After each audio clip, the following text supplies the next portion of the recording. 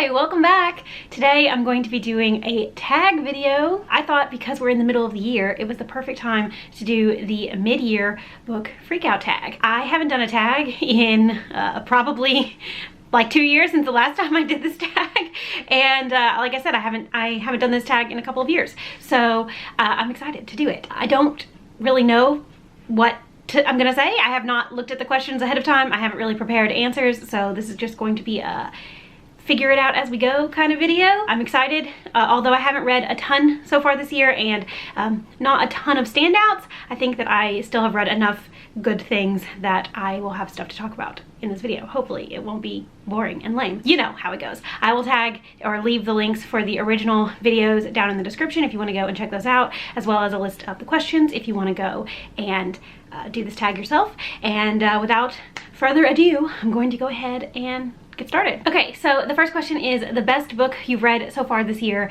and I think that my answer is gonna have to be Watch Over Me by Nina LaCour. This was the very first book that I read in 2021, and it's stuck with me so far this year. I've only given a handful of books 5 stars so far this year, and a couple of those were rereads, so this is the one that I think has stuck with me the most and has stuck with me the longest. Like I said, first book I read in 2021, so I kicked it off really great with a 5-star read at the beginning of the year. This is kind of a YA contemporary with a speculative kind of element to it. It's about a girl named Mila who has been just struggling with some demons of her past for a while, and she graduates high school and she gets the opportunity to go and live on a farm where she is going to get to be a teacher to younger, like foster children. And when she gets there, she learns that this farm is actually inhabited by ghosts, and she might have to confront some of her own ghosts to finally find peace. And it's just so great. I don't know how to really describe it. It's just like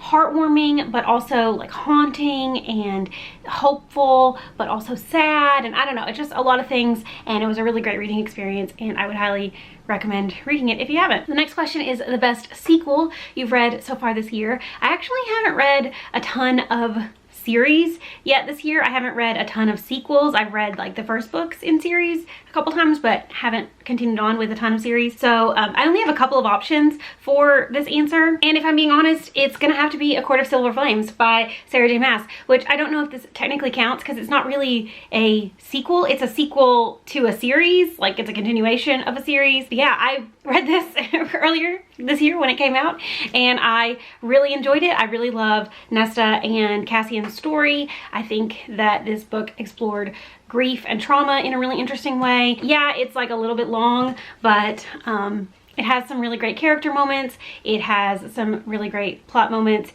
It has just a lot of really great moments. So yeah, who would have thought that Court of Silver Flames would be my favorite sequel of the year so far, but it is. The next question is a new release you haven't read yet but want to. I have 2 answers for this one, and those are Malibu Rising by Taylor Jenkins Reid, which came out in May. I pre-ordered the audiobook from Libro FM, and it's been sitting on my phone just waiting to be listened to for like almost 2 months at this point, and I haven't gotten around to it. I'm just waiting for like the perfect moment to start it, and I think it's gonna happen soon, hopefully. My other answer for this one is One Last Stop by Casey McQuiston. This is the follow-up to Red, White, and Royal Blue, which was one of my favorite books last year, the year before, whenever that book came out. It's not like a sequel or anything, it's just Casey McQuiston's follow-up novel, and I've heard great things about it. I got an e-copy of it, like I got an early copy of it from NetGalley, and I got the audiobook early from the ALC program from Libro FM, and I still haven't read it. So hopefully that'll happen soon too, but I'm excited about both those books. The next question is my most anticipated release for the second half of the year, and I'll be real honest and say that I don't really know what's coming out the second half of the year. I have not really been keeping up with new releases, so I'm gonna grab my laptop here and I'm gonna figure out what my most anticipated release of the second half of the year is. Okay, well, I don't really know. I don't know. I don't have a lot of anticipated releases for the second half of the year on my spreadsheet that I keep track of all that stuff on. One that I'm really looking forward to, and I actually don't know when it's coming out because it was supposed to come out in February, and then the release date got pushed and we don't know the new release date yet, but hopefully maybe it'll happen before the end of the year, is The Bride Bet by Tessa Dare. This is the fourth and final book in the Girl Meets Duke series, which I absolutely love. I just actually reread the first 3 books because I just wanted to, and I'm still waiting to find out when the final book's gonna come out, so fingers crossed we get that at some point in the second half of the year, but if not, it's my most anticipated release for whenever it comes out. The next question is the biggest disappointment of the year so far, and there haven't really been a ton of books that I've been disappointed in. I've been DNFing quite a bit this year because I just have been in a really weird mood, weird reading space, and I haven't really been in the mood for a lot of things, so I've been putting stuff down and setting stuff aside and DNFing altogether. But the book that I finished that probably is the biggest disappointment for me was Save the Date by Morgan Matson. I read this back in May and I was really excited about it because I'd heard such amazing things about the book, and I've loved Morgan Matson's books in the past, and this one just did not do it for me. It was a huge letdown. I did not care for the main character. The story situation in general gave me so much anxiety, and I just did not have a good time reading it. It took me a really long time to read. For something that should have been a fairly quick read and should have been just easy to get through, I struggled with this one a lot.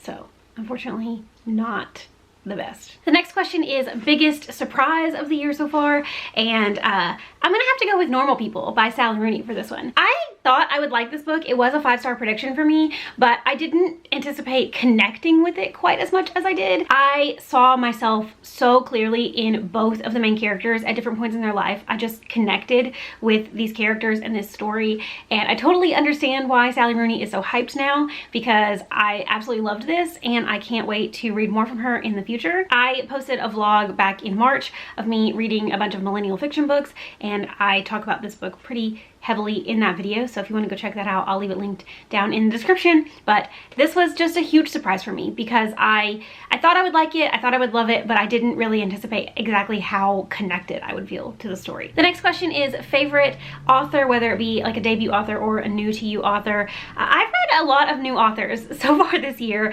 so I don't know that I could pick just one. There's not a ton that I've read more than one book from yet, but there's definitely a bunch on my list that I'm anticipating reading more from in the future. So Nevo, who wrote The Empress of Salt and Fortune, which I read earlier this year and enjoyed. I also really love Sally Rooney, like I just mentioned. I can't wait to read more from her. Helen Huang, who I just recently read because I read the first 2 books in the Kiss Quotient series. Absolutely love her writing. So just a ton of authors that I can't wait to pick up more books from. The next question is newest fictional crush. I don't really get crushes on fictional characters, so I'm gonna change this to newest favorite couple, and for that one I'm gonna go with Stella and Michael from the Kiss Quotient, which I just mentioned I read in June, and I loved that book. It was so fun, the perfect balance of sweet and romantic and steamy, and I just really loved the progression of the relationship between Stella and Michael, and I wish that I could read more books from their point of view because I just loved their story so much. And then my newest favorite character,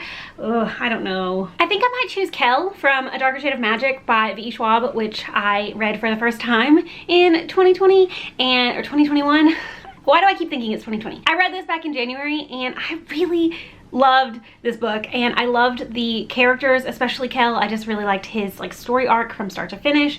I am so anticipating reading the rest of the books in the series. I actually just recently bought book 2, so I'm hoping to get to that very soon. But yeah, Kel, just a fun, interesting character that I think we're gonna learn even more about in the later books, and I'm excited for that. The next question is a book that made you cry. I really don't know that there's been any books that I've read so far this year that have made me cry. I'm looking at my list of all the books that I've read, and none of them are sticking out to me as books that made me cry, but if any of them came close to making me cry, it would probably be People We Meet on Vacation by Emily Henry, which I read before it came out, and I really enjoyed that book. It also has a really great friends to lovers relationship in it that I really enjoyed, but there's a couple of more emotional scenes towards the end that if any book were to make me cry, it probably would have been that one. It's a happy book overall. It's like a very sweet, happy book, but there are a couple of like bittersweet, sad moments as well. And following that one up with a book that made you happy, I am gonna go with The Inheritance Games by Jennifer Lynn Barnes. This is the first book in a duology that I'm so excited for the sequel. This book just made me happy because it was a ton of fun. It's about a girl who learns that she has inherited billions of dollars from this like business tycoon in Texas, and she has no idea who he is or why he would give her all of his money, but she has to go and live in this house for a year before she can inherit the money. And it's all about her trying to figure out what's going on with her life and also stay alive, because this family is mad that their father, grandfather, whoever didn't leave them anything. And it's just a good time, like tons of puzzles and mysteries and just like a fabulous book. If you like Knives Out, this is definitely a book that I would recommend checking out because it has the same vibes and also it's just so fun. The next question is the most beautiful book you've bought so far this year. I'm having a hard time remembering all the books that I bought so far this year. Just looking at my shelves, I can't remember if I bought them last year or this year, and I didn't feel like pulling up the list of all the things I bought. So I'm gonna just go with The Death of Vivek Oji, which I know I bought this year because I bought it for myself for my birthday back in March, and I do really love this cover. It's just got a really stunning mix of colors and the like font and everything on it. This is one that I'm so excited to get to, and looking at it now, like looking at it again on my shelf, like looking at it in my hand, I need to pick it up sooner rather than later. And the last question is, what books do you need to read by the end of the year? All of them, so many. Like I need to read the books that are actually on my shelves. I've been doing a really bad job the last couple months of reading my own books and like going for books from the library or whatever, but I definitely want to stick to the books that are on my shelf currently for the rest of the year. And also my 2021 TBR.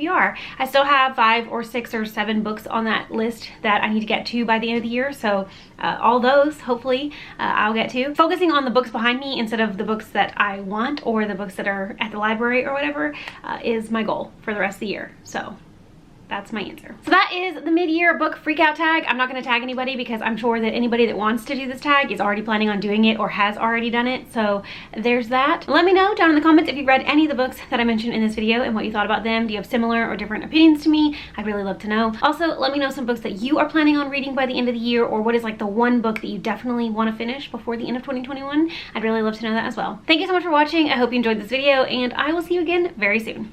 Bye!